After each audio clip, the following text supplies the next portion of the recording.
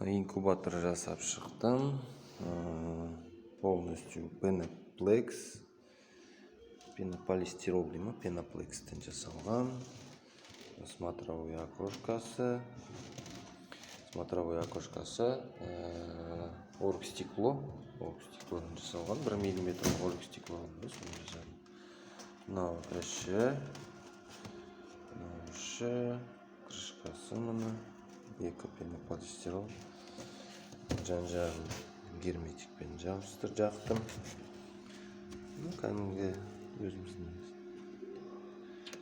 сетка. Жұмыртқа тұрады ортасында.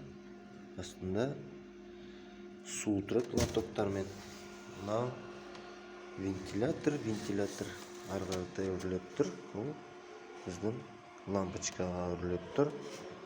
Іші қызғаннан кейін вентилятор қосылып тұра береді, лампочка өшеді.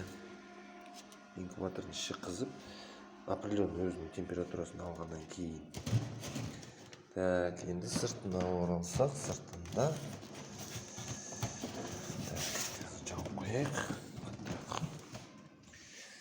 Сыртына оралсақ, мынау терморегулятор, китайский. Мынау